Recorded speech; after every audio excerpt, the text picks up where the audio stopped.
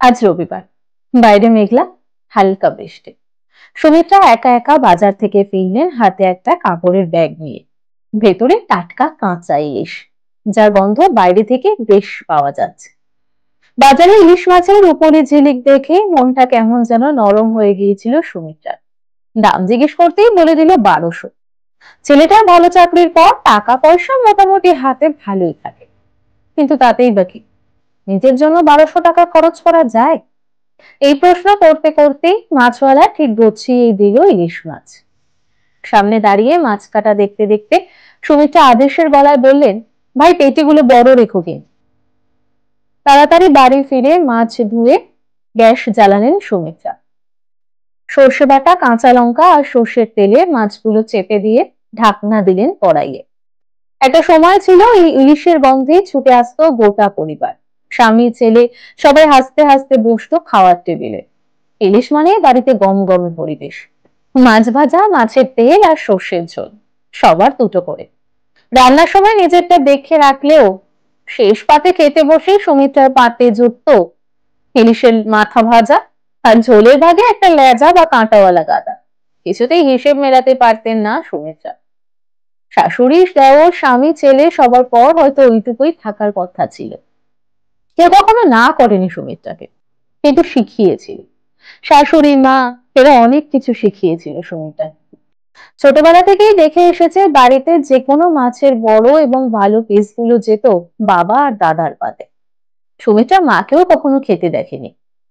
কেমন যেন একটা ধারণাই তৈরি হয়েছিল বড় আর ভালো মানেই ছেলেদের অধিকার।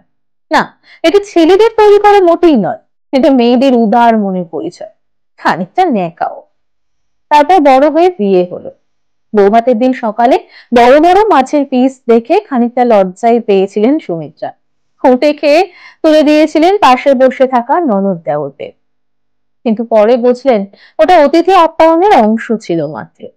কিছুদিন পর থেকেই বড় এবং ভালো যা কিছু সব স্বামীর পাতে, দেওরের পাতে। আর সুমিত্রার পাতে শাশুড়ি যত্ন করে তুলে দিতেন গাঁদার অংশ, কম মশলা বেশি কাঁটা। শাশুড়ি বলতেন, বেশি মশলা শরীরের জন্য ভালো নয়, তুই তো গাঁদা খাস তাই দিলাম। না, কিছু বলেননি সুমিত্রা, চুপ থাকতে শিখেছিলেন। তার সাথে শিখেছিলেন বাড়ির বউদের কি কি করা উচিত আর কি কি করা উচিত নয়। রান্নাটা করতে করতে হঠাৎ থেমে গেলেন সুমিত্রা। এই পেটির টুকরোটা কি সত্যিই আজ নিজের জন্য রেখেছেন? সত্যি খাবেন? আর কে খাবে? একমাত্র ছেলে পলাশ কালই লন্ডনে পৌঁছলো, অফিস থেকেই গেছে। বছর দুই তো থাকতেই হবে। আর অশোক, সে তো কবেই গত হয়েছে। সবে দেওর ননদদের বিয়ে দিয়ে নতুন বাড়ি করে নিজে একটু আয়েশ করবে বলে ঠিক করেছে সুমিত্রা। মাছের পেটিটা নিজের মতো করে রান্না করবে বলে ঠিক করেছে। ঠিক সেই সময় মারণ রোগ বাঁধালো অশোক। ভাপে ফুটছে ইলিশের পেটি। বিশ্বাসই হচ্ছে না আজকের এত আয়োজন সবার নিজের জন্য। এভাবে একে একে নিজের স্বাদ, আহ্লাদ, ভালোবাসা সব গুটিয়ে নিতে নিতে নিজেকেই যেন ভুলে গিয়েছিলেন সুমিত্রা। আজ রান্নাঘরে একা দাঁড়িয়ে, গ্যাসের পাশে দাঁড়িয়ে, ধোঁয়ার মধ্যে দাঁড়িয়ে হঠাৎ নিজের মনকে জিজ্ঞেস করলে, আজ পেটিটা আমি নিজের জন্য রেখেছি, ঠিক করেছি কি? উত্তরে এক টুকরো নীরব হাসি এলো মুখে। ব্যাস, আর কিছু বুঝতে বাকি রইল না। চাল ধুয়ে ভাত চাপালেন, ইলিশের পেটিটা যত্ন করিয়ে নিজের প্লেটে তুলে নিলেন। টেবিলে বসে ধীরে ধীরে খেতে শুরু করলেন সুমিত্রা। না, আজ আর কান্না এলো না, শুধু একটা দীর্ঘশ্বাস এলো বুকের ভেতর থেকে। আজ এত বছর পরে এটা যেন নিজেরই নিজেকে দেওয়া একটা উপহার, নিজের ভালোবাসা।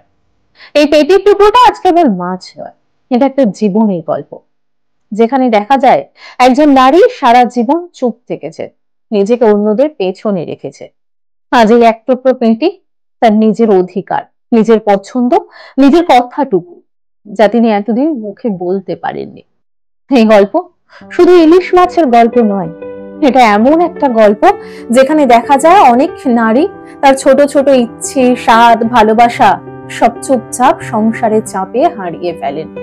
তারপর হয়তো একদিন, হয়তো অনেক দিন পরে এসে তারা বুঝতে পারেন নিজের জন্য একটু ভালোবাসা মানে অপরাধ নয়।